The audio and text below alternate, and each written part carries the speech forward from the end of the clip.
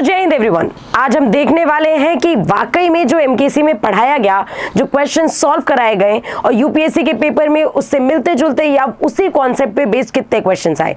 हमारी MKC publication की book यानी मैथ्स की जो बुक है उससे जो हम आज तक दावा करते आए हैं कि इतने सारे सवाल फंसे हुए हैं या क्या प्रूफ्स है हमारे पास, आज हम आपके सामने प्रूफ के साथ खड़े हैं कि वाकई अगर एमकेसी की मैथ्स की बुक आपने लगा ली तो आपके यूपीएससी लेवल के सारे स्टैंडर्ड के क्वेश्चन कवर हो जाएंगे। And this is for sure guarantee कि 120 में से 120 सवाल आपको उसी बुक में से मिलेंगे। अब बेसिकली अगर हम बात करें इस बार के पेपर की, तो पेपर का लेवल वाज मॉडरेट। बच्चों के नजरिए से देखा जाए तो basically paper was moderate level, easy to moderate हम इसे कह सकते हैं। कट ऑफ डेफिनेटली मैथ्स की बढ़ेगी क्योंकि पेपर का लेवल ईजी आ गया है, बट स्टिल अगर हम ध्यान दें, मेन मुद्दा ये आता है कि यूपीएससी की प्रिपरेशन कैसे करें और किन क्वेश्चंस को कवर करें कि वाकई में यूपीएससी के एग्जाम में बैठने के बाद हमें पेपर नया ना लगे, उसकी प्रैक्टिस हमारे फुल टू एकदम स्ट्रांग हो। तो यहाँ पे हम आपके सामने बहुत सारी बातें डिस्कस करेंगे, जल्दी से आप बस फोकस करिए। तो डेफिनेटली जो पढ़ाया वही आया, इस बात की पूरी गारंटी के साथ प्रूव कर सकते हैं। हम कुछ क्वेश्चन यहाँ देखेंगे, जैसे सेट ए का क्वेश्चन, एनडीए की बुक में हमारा क्वेश्चन कुछ इसी टाइप पे बेस्ड, डिटर्मिनेंट पे बेस्ड, इमेजिनरी नंबर यानी कि कॉम्प्लेक्स नंबर को रख करके किया गया सॉल्व। और सेम क्वेश्चन सेट ए पे भी आया हुआ है जहां पे बस मॉडुलस पूछ लिया गया। अगर वो क्वेश्चन आप कर सकते थे तो ये क्वेश्चन आपके लिए कोई बड़ी बात नहीं थी। ओमेगा यानी क्यूब रूट ऑफ यूनिटी पे बेस्ड क्वेश्चन डिटर्मिनेंट पे रख के आया गया, उसी टाइप का क्वेश्चन इस बार फिर से पूछा गया। आगे अगर हम बात करें, यहाँ पे वर्ड दिया था केबल, जहां पे हमें वोवल्स को ऑक्यूपाई करना था ऑड पोजीशन पे। सिमिलरली यहाँ पे इंडिया दिया हुआ था जहां पे हमें वोवल्स को रखना था ऑड पोजीशन पे। सेम टाइप का क्वेश्चन, बस वोवल 5 लेटर का वर्ड यहाँ पे भी, 5 लेटर का वर्ड यहाँ पे भी, बस यहाँ पे रिपीटिशन था। आगे x plus A is a factor of this and this, दोनों के फैक्टर दिए हुए हैं। यहाँ पे दो क्वाड्रेटिक इक्वेशन दिए, दोनों के अलग अलग रूट्स दिए हुए, तो दोनों को बस वैल्यू रख करके इक्वेट कर देना था और हमारी इक्वेशन आ जाएगी। यहाँ पे भी सेम चीज करना है, दोनों को वैल्यू रख करके इक्वेट कर देना था। तो जिसने भी एमकेसी बुक का, ये देखो क्वेश्चन नंबर 12 एमकेसी बुक का ये जो किया हुआ है क्वाड्रेटिक इक्वेशन का, उसका क्वेश्चन आराम से आएगा। साथ ही साथ अगर हम बात करें, जैसे देख रहे हैं आप एनडीए की बुक में 174 क्वेश्चन मैट्रिक्स एंड डिटर्मिनेंट का, यहाँ पे दिया हुआ है डिटर्मिनेंट का ये क्वेश्चन डीआर की वैल्यू समेशन ऑफ डीआर की पूछा जा रहा है। सेम क्वेश्चन उसी टाइप का बना हुआ है जहां पे n इज इक्वल टू 1 से लेके 20। ये तो हाई लेवल क्वेश्चन, अगर आप ये कर सकते थे तो ये आपके लिए कुछ भी बड़ी बात नहीं थी। आगे इनवर्स ट्रिग्नोमेट्री का question, cos inverse x plus cos inverse y दिया हुआ है, sin inverse x plus sin inverse y मान रहा है, या sin inverse x plus cos inverse y x दिया हुआ है, sin inverse x plus 4 cos inverse x पूछा जा रहा है। सेम उसी टाइप का क्वेश्चन और डेफिनेटली बहुत आसानी से इसको प्रूव किया जा सकता था।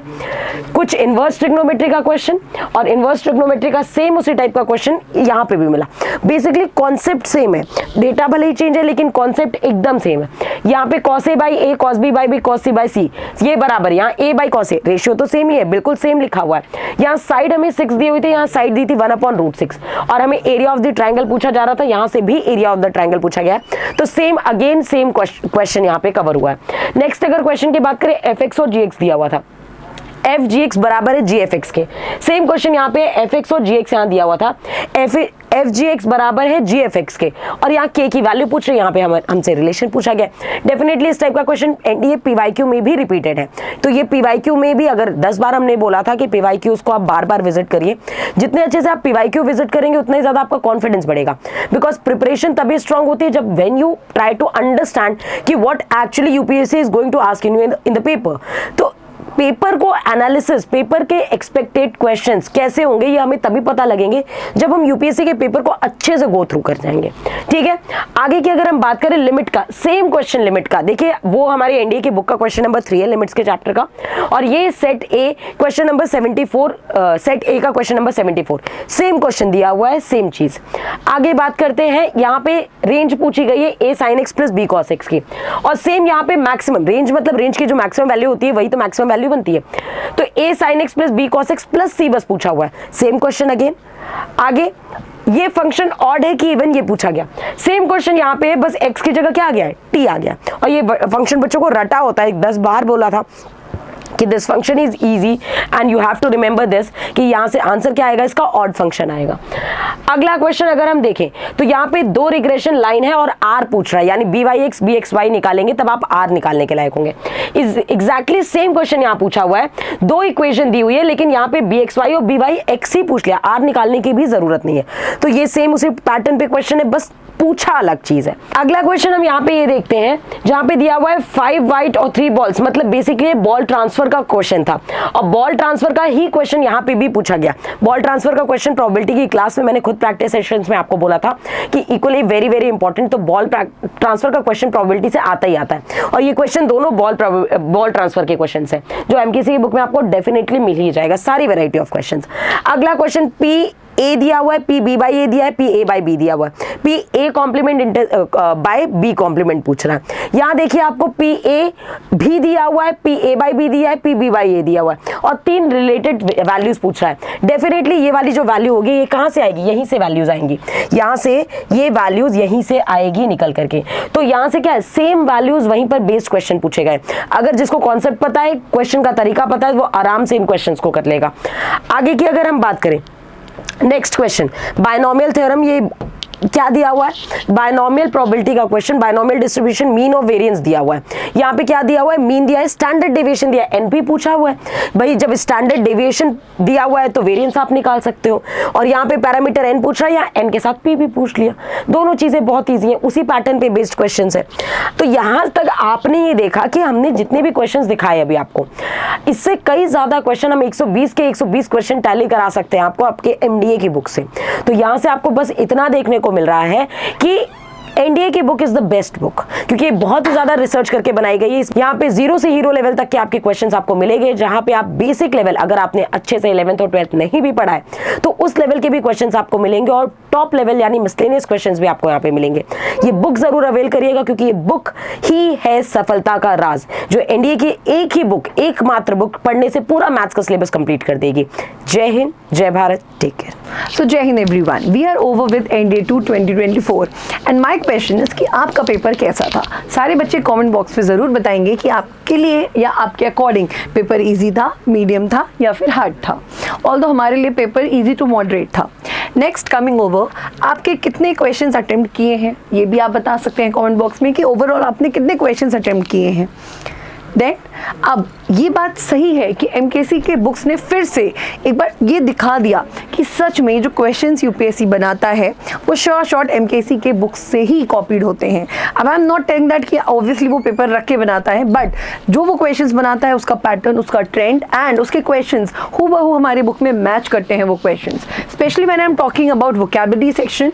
एंड इसके अलावा एमकेसी के किताब से कितने सारे questions I shall show you. अब जैसे एग्जाम में क्वेश्चंस आए कॉम्प्रिहेंशन, ऑब्वियसली कॉम्प्रिहेंशन मैच नहीं होगा, क्लोज टेस्ट प्रैक्टिस के लिए बहुत सारे हैं हमारी बुक में, है ना। जब हम लोग कहते हैं कि कॉम्प्रिहेंशन हो जाए, क्लोज टेस्ट हो जाए, आप प्रैक्टिस करो। PQRS हो गया, मतलब 25 क्वेश्चंस तो यही हो गए।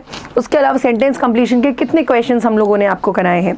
Beat are online classes, be it are offline classes, हर एक क्लास में आपको प्रॉपर सेगमेंट के साथ आपको देखने को मिलेगा। Now you are waiting for what, इससे ज़्यादा आपको क्या चाहिए। ये होता है 35 क्वेश्चंस की कहानी। अब rest over we have synonyms, antonyms and idioms and phrases. अब आप देखो ये पूरा पैटर्न था जो आपके एग्जाम में पूछा गया था। With proof we shall show that. Cloze test 10 questions, reading comprehension 5 questions, PQRS 10, idioms and phrases 5, sentence completion 10, synonyms के 5 एंड एंटोनिम्स के 5 क्वेश्चंस, राइट। अब आप देखो ये है एनडीए की बुक, लेक्सिकन की बुक, जहाँ पे पेज नंबर 8 के साथ बैड ब्लड क्वेश्चन है और हमारे पास यही क्वेश्चन एग्जाम में आया हुआ है, राइट। हमारे पास जो क्वेश्चन था सिट ऑन द फेंस, वो हमने आपको ऑनलाइन क्लास में कराया था। जितने बच्चों ने लाइव क्लास करी देखा उन्होंने और ये बात बोली कि मैम आया, है ना। सोचिए 5 क्वेश्चंस में 2 क्वेश्चंस इडियम्स के ऐसे ही फंस गए। उसके अलावा एनडीए पेपर का हमारे सिनोनिम्स एंड एंटोनिम्स की बात करते हैं। एडमोनिश वर्ड हमारी बुक में है, ठीक है, उसी से रिलेटेड क्वेश्चन। अब एडमोनिश के ही सिनोनिम्स अब आप देख सकते हो, राइट। तो रीजन, एडमिटेड, वांट, तो अब आपको दिख रहा है ये वर्ड क्वेश्चन का, वॉन भी दिख रहा है, तो क्वेश्चन का वॉन ही हमारा आंसर है। तो एग्जैक्ट के क्वेश्चन के साथ साथ आंसर भी आपको देखने को मिल जाएगा। देन वी हैव मोनोटोनस, ये वर्ड तो पूरा प्रॉपर हाईलाइटेड ही है मोनोटोनस वर्ड के साथ। डल, कितने तरीके से आपको यहाँ पे मीनिंग के साथ देख के रखा है। इसीलिए कहते हैं कि लेक्सिकन की बुक आपके पास होनी चाहिए। This is one stop solution when it comes to vocabulary, right. इससे बेटर बुक आपको डिफेंस ओरिएंटेड नहीं हो सकती। एंड जो बच्चे चाहते हैं ऑफलाइन आना, अभी भी समय है, क्योंकि NDA 1 2025 के लिए वी आर ऑलरेडी ऑन, और आपको भी अब तैयार हो जाना है, क्योंकि आपकी और हमारी मेहनत मिलकर ही आपको पार लगाने वाली है और आपका अटेम्प्ट क्लियर करवाने वाली है। तो 50% डिस्काउंट मिल रहा है आपको सारे ऑफलाइन कोर्सेज में। एडमिशंस ओपन है, महाबचत ऑफर है, अवेल करिए, कॉल करिए 9696330033 पर। Then we have NDA paper alluded, word यहाँ पे दिया है एल्यूसिव, मतलब किसी को धोखा देना, है ना, चकमा देकर भाग जाना, उसी का फॉर्म है नाउन, ये वर्ब का फॉर्म है बस। मैमोथ, ठीक है। कितने क्लैरिटी के साथ आपको क्वेश्चंस देखने को मिल रहे हैं। इवन जो बच्चे ऑफलाइन नहीं आ सकते, ऑल्दो ऑफलाइन का कोई तोड़ नहीं है, बट इन एनी केस आप ऑफलाइन नहीं आ सकते हैं, देन इन दैट केस आप ऑनलाइन कोर्स भी हमारा अवेल कर सकते हैं। उसके लिए आपको डाउनलोड करना है MKC लर्निंग ऐप। बच्चों, यू नीड टू अंडरस्टैंड कि आपको एक साल में 8 SSB के मिनिमम मौके मिल रहे हैं, और इस मौक़ों को आपको जाने नहीं देना है। These opportunities are rare, and एक के बाद एक अपॉर्चुनिटी आपकी कम ही होती जानी है, राइट। जैसे आपने ये अटेम्प्ट दिया, अभी ये अपॉर्चुनिटी चली गई, this is not going to come back. अभी ये जो बची हुई अपॉर्चुनिटीज़ हैं उनको आपको अवेल करना पड़ेगा, और 8 SSB के मौके डिफेंस देता है, जिससे आपको शॉर्ट सिलेक्शन मिल रहा है।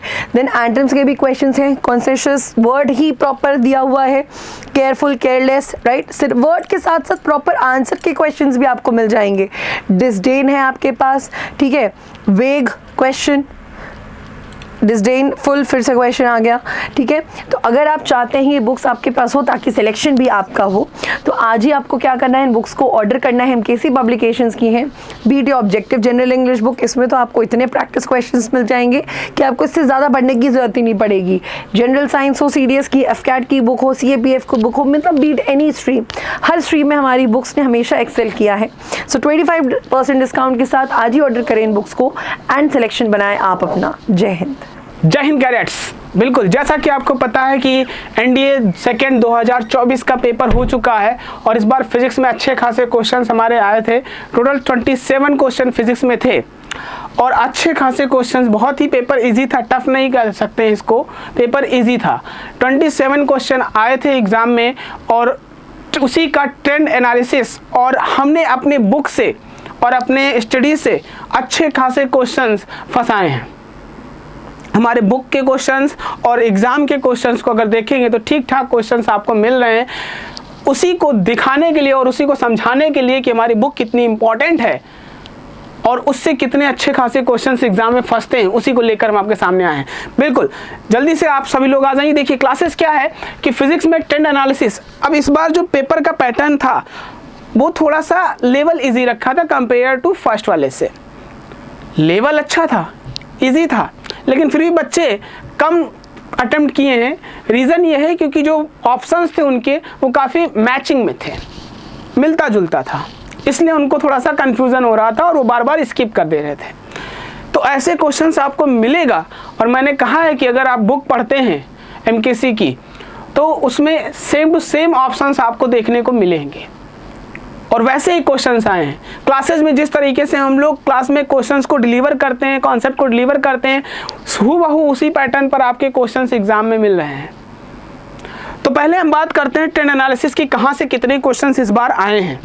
तो NDA सेकेंड 2024 की अगर हम बात करें तो इस बार physical, world and unit and measurement से तो क्वेश्चंस एक भी नहीं थे, but motion in ND 1D से इस बार अच्छे खासे क्वेश्चन, हमें 2 क्वेश्चन देखने को मिले हैं 1D से। एक क्वेश्चन हमारा 2D का भी था जिसमें रिलेटिव मोशंस वाले क्वेश्चन थे, डिस्टेंस वाला था, उसे हम 2 डायमेंशन या 1 डायमेंशन दोनों में भी रख सकते हैं। हालांकि लॉज ऑफ मोशन से इस बार अच्छे खासे क्वेश्चन हमको देखने को मिले हैं 5। और मैं बार बार कहता था पढ़ने से पहले, एक हम लोगों ने इंटरव्यू सेशन बनाया था, उसमें भी मैंने आपसे कहा था कि भैया NLM जरूर पढ़ लेना, वहाँ से अच्छे खासे क्वेश्चंस आते हैं। और देखिए 5 क्वेश्चन आपके एग्जाम में आ भी गए। वर्क एनर्जी पावर से भी एक क्वेश्चन आया था। Circular motion, centre of mass, rotational motion, इन सब से क्वेश्चन जल्दी नहीं मिलते हैं और नहीं मिले।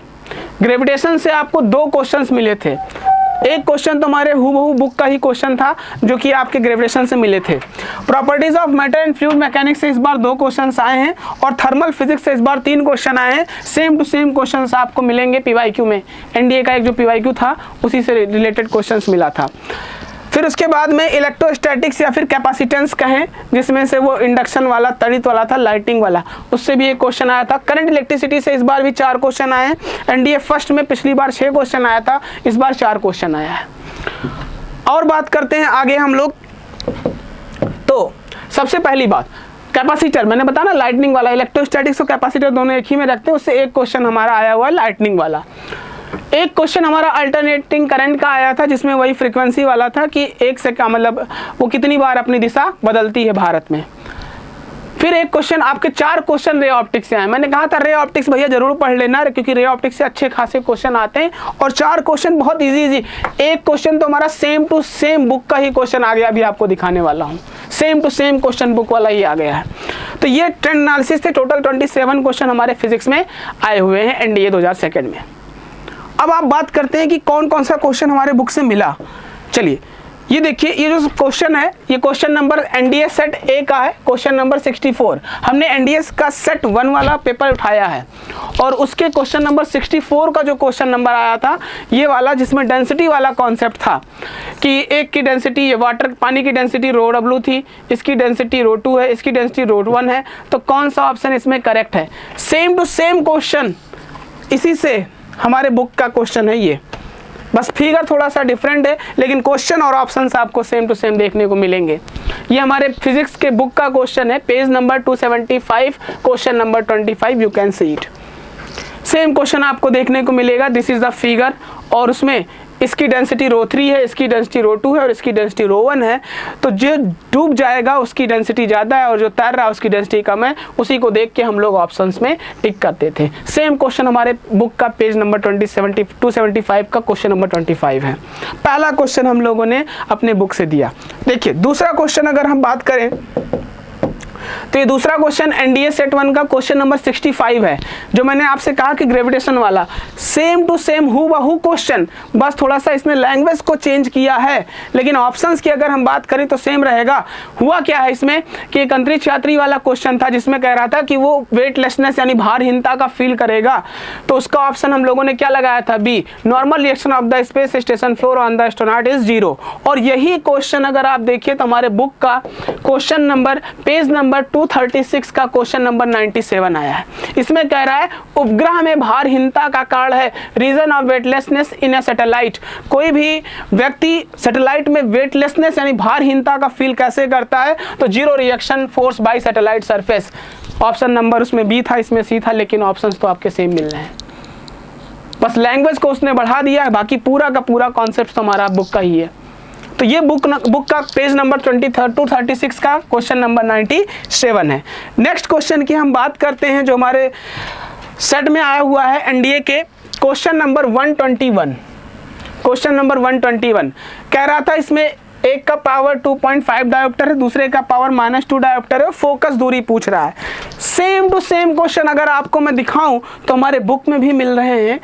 ये देखिए बुक का जो पेज नंबर 625 है, 625 और क्वेश्चन नंबर 80। देखिए ऑप्शंस में वैल्यू भी देखिए, +2.50, पहला ऑप्शन, पहला वैल्यू तो हमारा सेम ही है। दूसरा इन्होंने -3.75 कर दिया और उन्होंने 2 कर दिया है और पूछा है फोकस दूरी का मान सेंटीमीटर में। देखिए भाई सेम का सेम क्वेश्चन आपको मिल रहा है, वैल्यू सिर्फ चेंज है, बाकी क्वेश्चन का पैटर्न हुआ पूरा उठाकर वही दे दिए हैं। अब और आपको क्या चाहिए। और ये सारे क्वेश्चंस हम लोग क्लासेस में करते हैं, प्रैक्टिस करते हैं। देखिए नेक्स्ट क्वेश्चन की अगर मैं बात करूं, क्वेश्चन नंबर 72 एनडीए के सेट में जो आया था, क्वेश्चन नंबर 72, उसमें यहाँ पर एक पोटेंशियल लगा हुआ और करंट है यहाँ पर, और पूछ रहा है कि इसमें से पोटेंशियल और करंट कितना होगा। यानी इसका रेजिस्टेंस दिया था और इसका करंट दिया था और हमसे पोटेंशियल और करंट दोनों पूछ रहा था। अगर हम सेम इसी क्वेश्चंस की बात करें तो हमारे बुक का बिल्कुल ये हमारी बैचेस का है कि हमारा इस समय बैचेस स्टार्ट हो चुका है एनडीए का ऑफलाइन कोर्स। और अगर आपको सिलेक्शन लेना है, सिलेक्शन पाना है वास्तव में 2025 के लिए, तो बिल्कुल you can come and enrol in the MKC classes. क्योंकि इस समय हमारी बैचेज स्टार्ट हो चुकी हैं और 50% टोटल डिस्काउंट इस समय आपको मिल रहा है हर एक बैच पे। तो you can come and join the MKC classes, online और ऑफलाइन दोनों वे में आप ज्वाइन कर सकते हैं। तो देखिए हमारे बुक का जो क्वेश्चन है, बुक के क्वेश्चंस की बात करें, पेज नंबर 470 क्वेश्चन नंबर 41, इसमें देखिए करंट फ्लो हो रहा है 2 एम्पियर और रेजिस्टेंस दिया है 3 ओम। तो हमसे कह रहा है धारा की गणना कीजिए, यानी कितना करंट फ्लो हो रहा है ये बताना है। इसमें करंट पूछ रहा है कितना होगा, उसमें भी करंट पूछ रहा था यहाँ पर कितना होगा। उसमें एक चीज उसने और पूछ दिया, पोटेंशियल, और पोटेंशियल अरे इन दोनों का मल्टीप्लाई कर दीजिए, दैट इज द पोटेंशियल। तो सेम क्वेश्चंस तो आपको मिल रहे हैं। अगले क्वेश्चंस की अगर हम बात करें, अगला क्वेश्चंस ये हूबहू क्वेश्चन मिलाने वाला हूं, अभी आप देखना हूबहू क्वेश्चन। ये NDA सेट 1 क्वेश्चन नंबर 89 है, 89। इसमें कह रहा था कि एक बिंब को गोलीय अवतल दर्पण की वक्रता केंद्र यानी सेंटर ऑफ कर्वेचर पर रख रहे हैं, तो इमेज कहाँ बनेगा। हम लोगों ने क्या कहा, at the centre of curvature, वक्रता केंद्र पर बनेगा। चलिए आइए आपको बुक का क्वेश्चन दिखाते हैं सेम टू सेम। देख भाई, देखो बड़े प्रेम से देखो, page number 619 question number 12। If an object is placed at the center of curvature of a concave mirror, the position of the image, same to same question मिला कि नहीं मिला? सेम टू सेम क्वेश्चन मिला है भाई साहब book में, और कहां पर, at the centre of curvature, वक्रता केंद्र पर। सेम टू सेम क्वेश्चन तो मिल गया भैया, और क्या करें अब बताइए। अगले क्वेश्चंस को हम दिखाते हैं आपके सामने। अगला क्वेश्चन आप देखिए, फिर से देखिए, कह रहा है निकट दृष्टि दोष से पीड़ित व्यक्ति के लिए, ये क्वेश्चन नंबर 90 है आपके एग्जाम का NDA के। मायोपिया से पीड़ित व्यक्ति के लिए निम्नलिखित में से कौन सा कथन सही है। तो हम लोग क्या कहते हैं मायोपिया में, निकट की वस्तुओं को स्पष्ट देख सकते हैं और दूर की वस्तुओं को नहीं देख सकते हैं। यही था आपका आंसर, ऑप्शन नंबर ए। और ऐसे ही क्वेश्चंस आपको अगर मैं अपने बुक में दिखाऊं MKC के, तो भैया ध्यान से देखिए, ये इसमें तीनों को हमने पढ़ाया है, उसने सिर्फ एक पूछा, हमने तीनों को पढ़ाया है। दूर दृष्टि दोष, निकट दृष्टि दोष और जरा दृष्टि दोष, जिसे हम लोग प्रेस बायोपिया कहते हैं। तो तीनों को हमने यहाँ पर बताया है, और उसमें तो सिर्फ एक ही पूछा था। अगर तीनों पढ़ लिए हैं, एक पूछ रहा है, तो क्या दिक्कत है। तीनों को तो हम बता रहे हैं, हमें नहीं पता कि क्या पूछेगा, हमने तीनों बता दिया है, और तीनों के क्वेश्चंस दिए हुए यहाँ।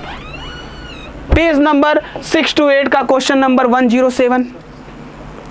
कितने अच्छे क्वेश्चंस जो हमारे बुक में दिए हैं वो सारे आपके NDA में आ रहे हैं।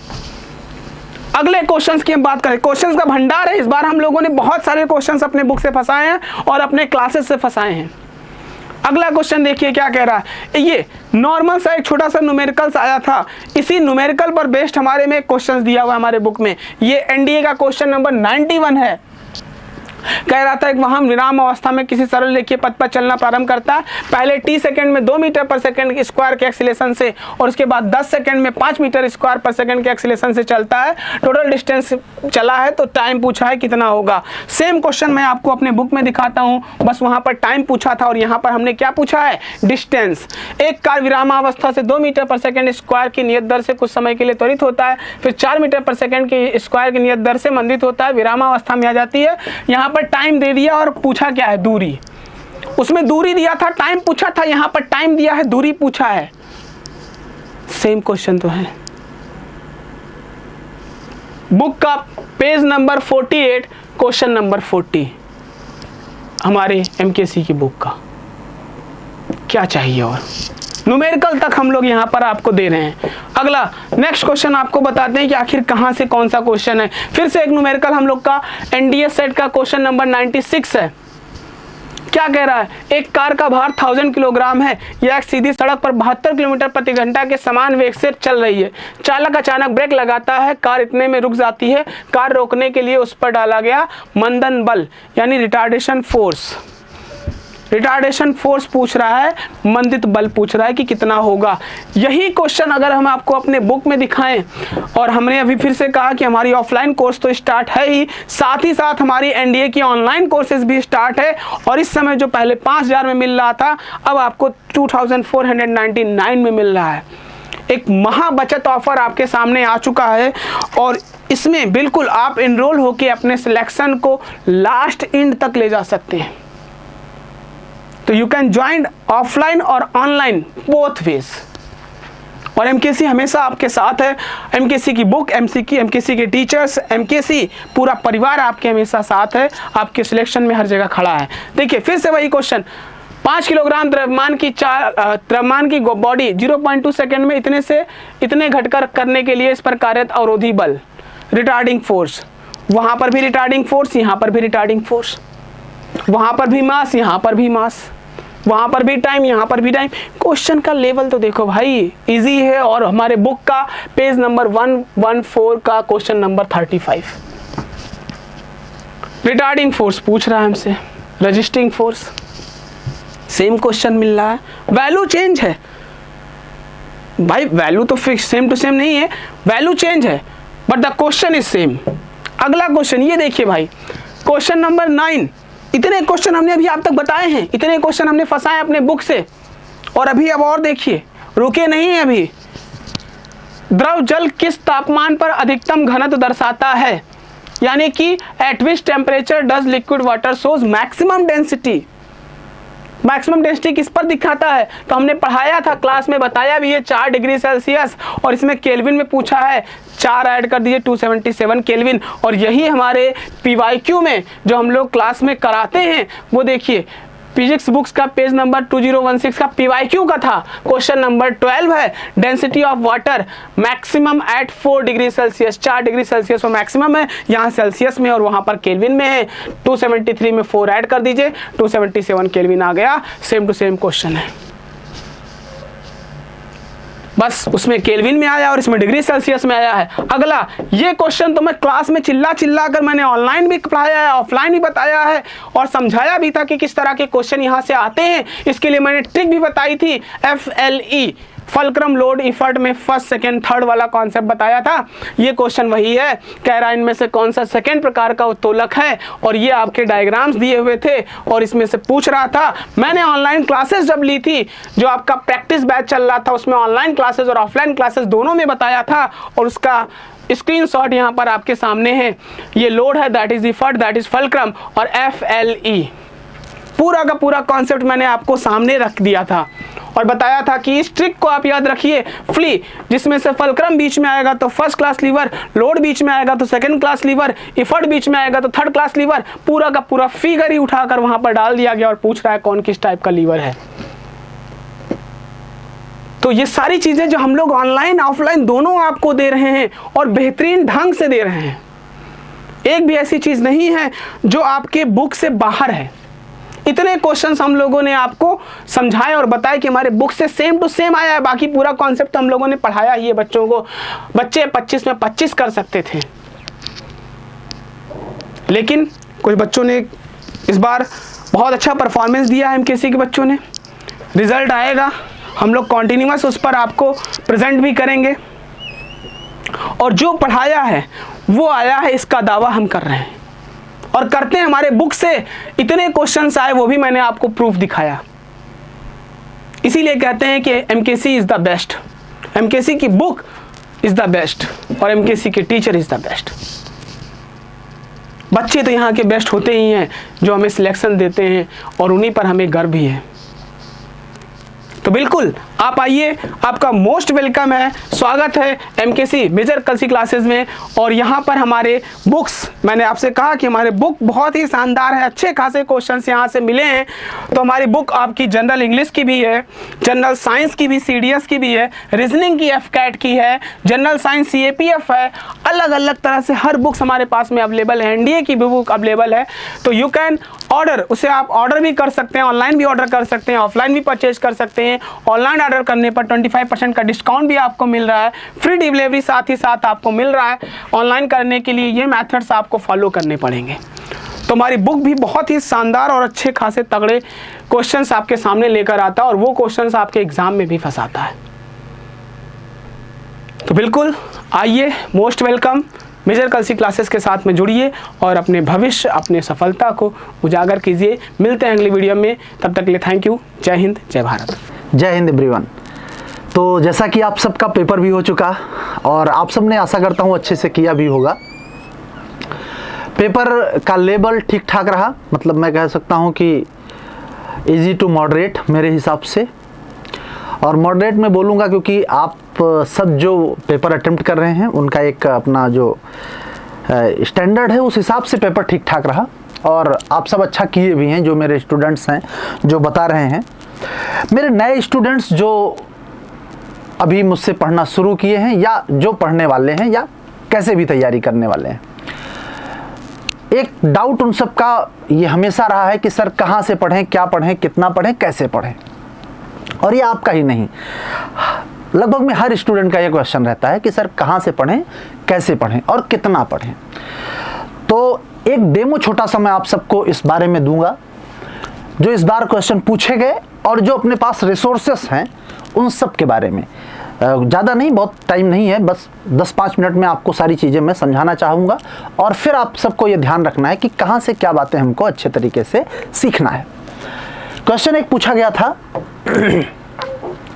यहाँ पे हम देखेंगे, Domingo Paes describe a king in those word of medium height and a fair complexion and good figure.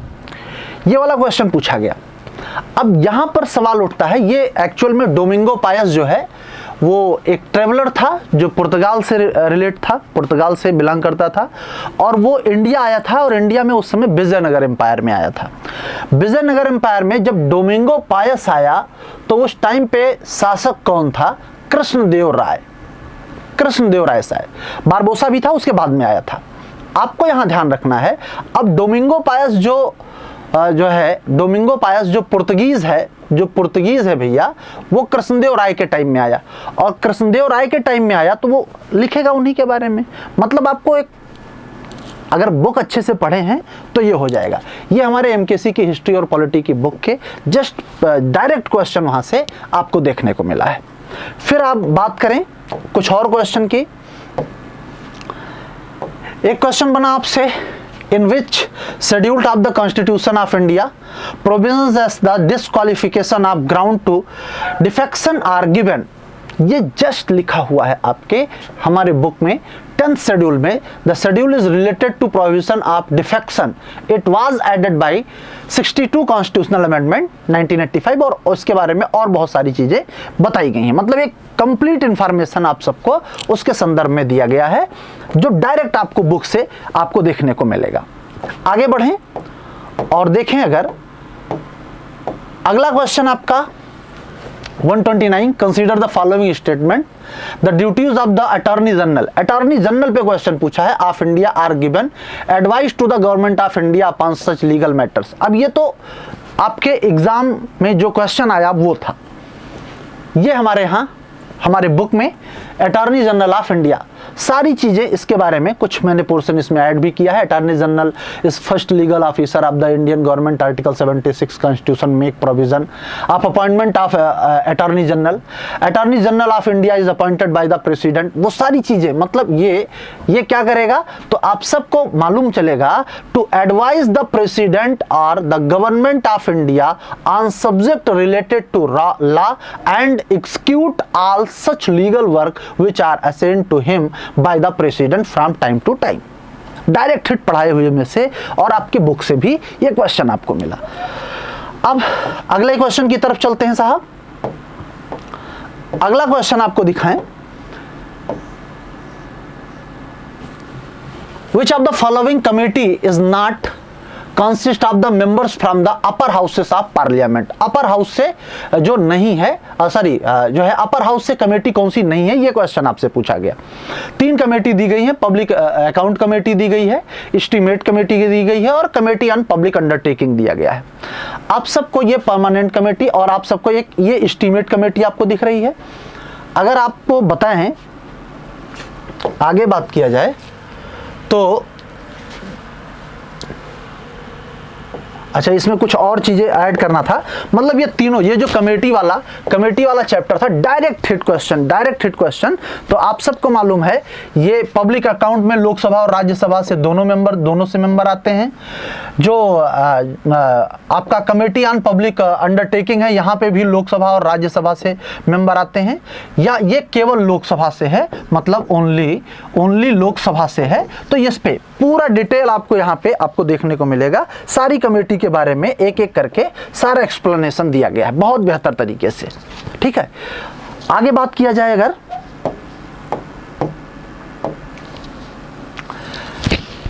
Question था, in the passing of the money bill the Rajya Sabha has limited power in that shall return to the bill with or without any recommendation within the stipulated time of।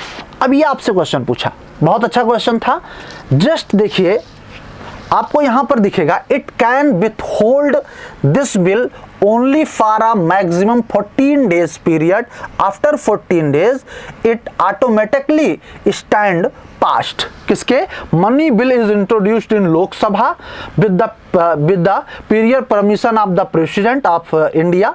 Lok Sabha has the power to resign the completely or to make amendments in it, but Rajya Sabha can only। देखो, राज्यसभा के बारे में है, just direct hit question यहां से आपको देखने को मिला। डायरेक्ट हिट मतलब हूबहू लैंग्वेज आपको देखने को मिल गया। ये तो रहा इसके बारे में। अगले क्वेश्चन की तरफ चलें, और which of the following statement with regard article 19। Article 19 पे क्वेश्चन पूछा, और क्वेश्चन पूछ रहा है constitution India is are correct, freedom under this article are not absolute. Not absolute ये बात प्रूफ होती है जब इमरजेंसी होती है। During the emergency article 19 fundamental rights are automatically suspended, मतलब एब्सोल्यूट नहीं है, डायरेक्ट हिट। और बाकी तो reasonable restriction can be imposed on the exercise of the freedom under this article. तो आपको यह ध्यान रखना है कि डायरेक्ट क्वेश्चन आपको मिल रहे हैं। तो अब सवाल एक जो आप सब हमसे पूछते हैं, कहां से पढ़ें, कैसे पढ़ें? बहुत सिंपल सी बात है। देखो, भटकने से कुछ नहीं मिलेगा, आपको पहल करना होगा, बेहतर पढ़ना है और बेहतर कंटेंट के साथ पढ़ना है। कुछ नहीं करना है, ज्यादा किताबें पढ़ने कोई मतलब नहीं है, बहुत ज्ञाता बनने कोई ज़रूरत नहीं है। आपके एग्ज़ाम का जो लेवल है उस हिसाब से जो बेहतर कंटेंट है उसे आप पढ़ें और आप अवश्य सफल होंगे। आप करेंगे क्या? इसके लिए हिस्ट्री और पॉलिटी की, जहां से मैं अभी आपको रिसोर्स दिखा रहा था सारी चीज़ें, ये हमारी बुक है एमकेसी पब्लिकेशन की, हिस्ट्री और पॉलिटी, और इसी तरीके के अदर भी बुकें हैं जो आपको कॉल कीजिए 9696330033 पे और इस बुक को ऑर्डर कर सकते हैं। और ये हमारा वेबसाइट है www.majorclasses.com। इस पे आप जो है विजिट कर सकते हैं, इस बारे में आप और ढेर सारी जानकारी प्राप्त कर सकते हैं। देर नहीं करना है, बढ़िया पढ़ना है, और नेक्स्ट जो एनडीए फर्स्ट 2025 है उसमें आप झंडा गाड़ के आएँ, यही हम आशा करते हैं। बहुत बहुत धन्यवाद, थैंक यू, जय हिंद। जय हिंद। मैं आशीष सिंह एमकेसी परिवार में आप सभी सम्मानित साथियों का स्वागत करता हूं। आप सभी लोगों ने एनडीए की परीक्षा दी होगी और उसमें आपने देखा हो किस प्रकार से ज्योग्राफी और इकोनॉमिक्स के प्रश्न पूछे गए हैं।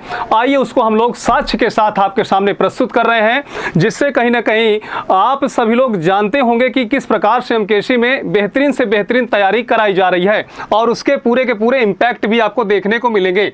इसमें लिखा हुआ है कॉरियालिस प्रभाव किसका परिणाम है। पहला है दाब प्रवणता का, दूसरा है पृथ्वी की अवनति। ध्यान दीजिए, क्वेश्चन जो आपके सामने आए, क्वेश्चन बेटा ये आया, कॉरियालिस प्रभाव सर्वाधिक कहां पर होता है। ये क्वेश्चन आपके एनडीए में आया, जिसमें भूमध्य रेखा दिया हुआ है, मकर रेखा दिया है, उत्तरी ध्रुव दिया है और प्रत्येक गोलार्ध में 45 डिग्री अक्षांश पर दिया हुआ है।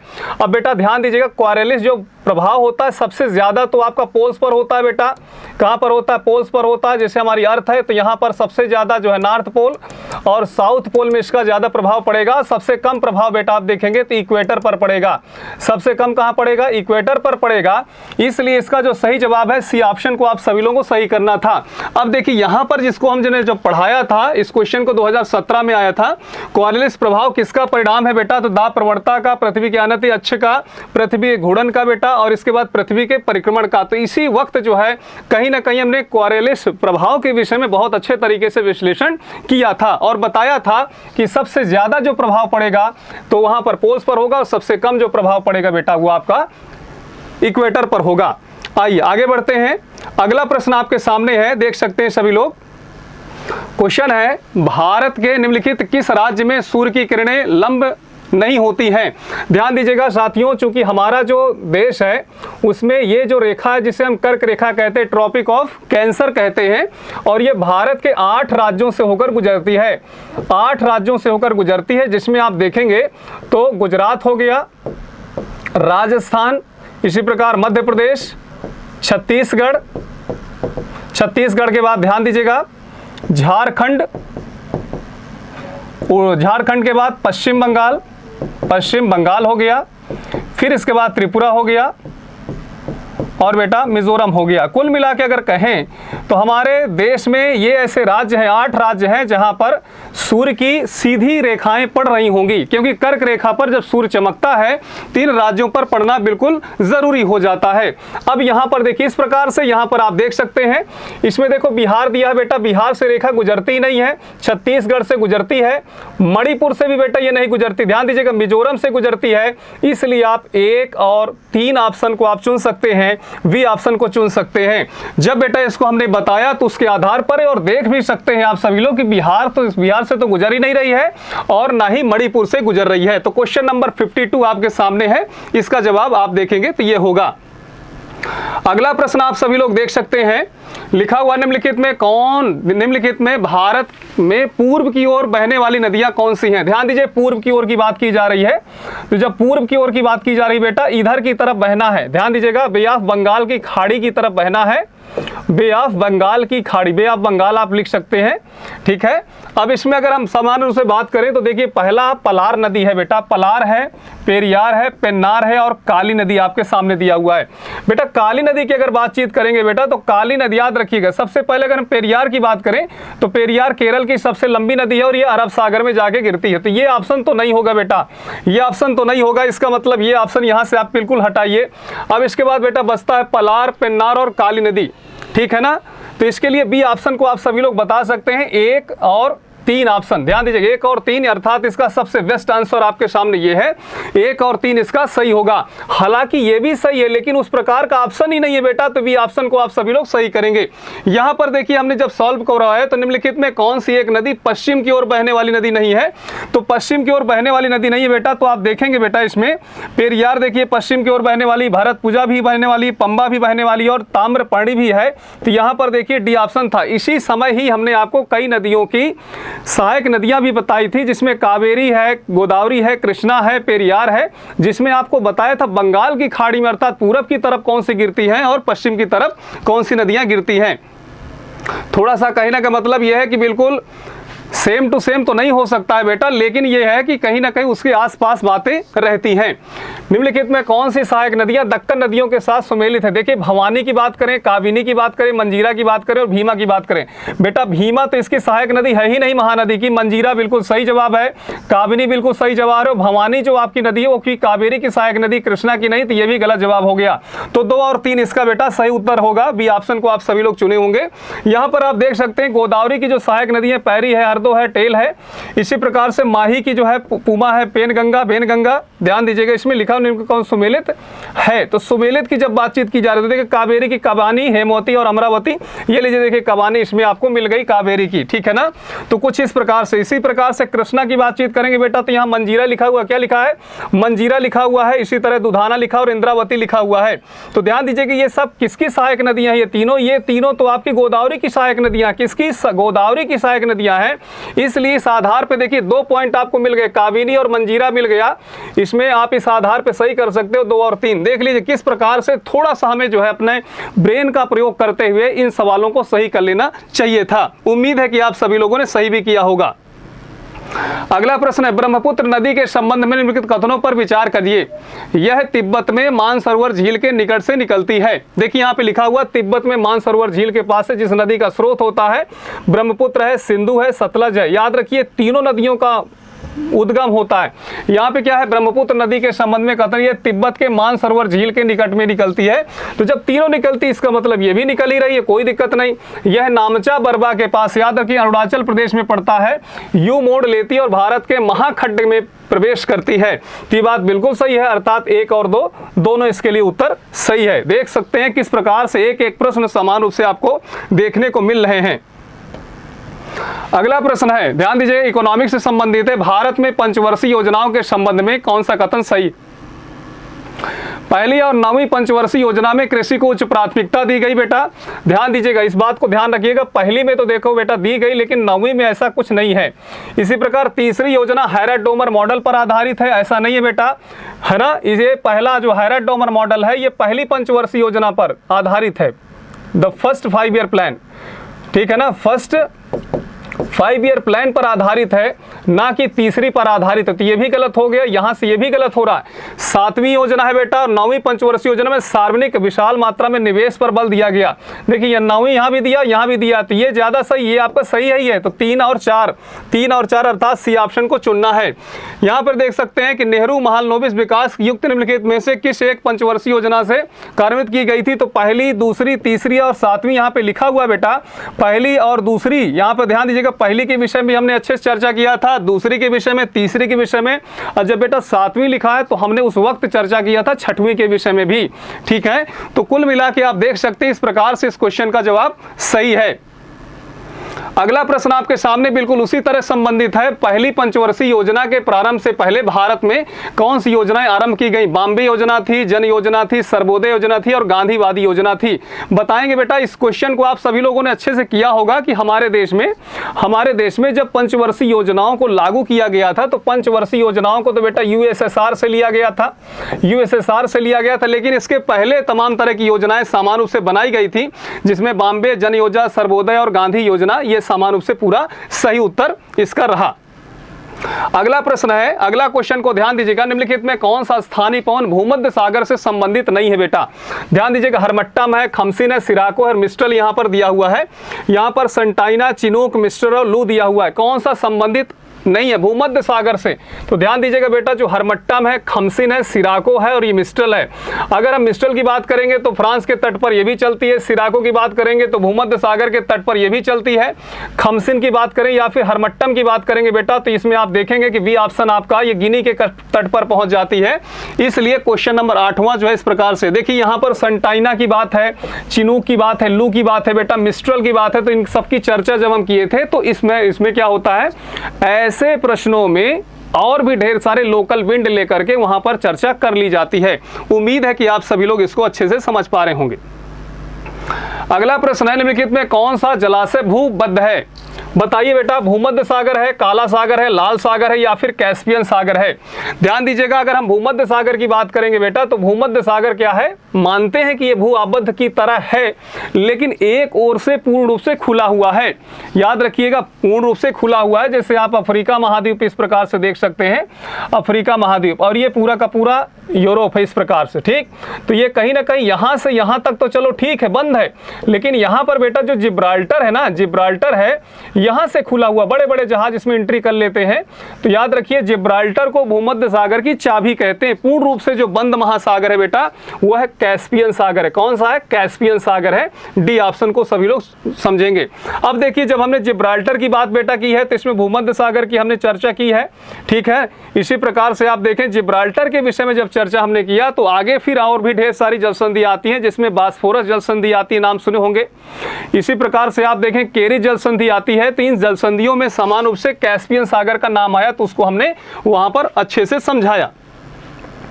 अगला प्रश्न है, जोजिला, बर्निहाल, फोटुमा और खरदुंगला, ये जो दर्रे आपके सामने देख लीजिए, बरनिहाल यहाँ पर लिखा हुआ बेटा, और इसके बाद देखिए क्या है, नाथुला है, नीति है और सिपकिला है। जब दर्रों की चर्चा हमने किया तो जोजिला देखो बेटा, इसमें बृहद हिमालय दिया हुआ है, हालांकि ये बृहद हिमालय में ना होकर के, सॉरी ये बृहद हिमालय में ही है।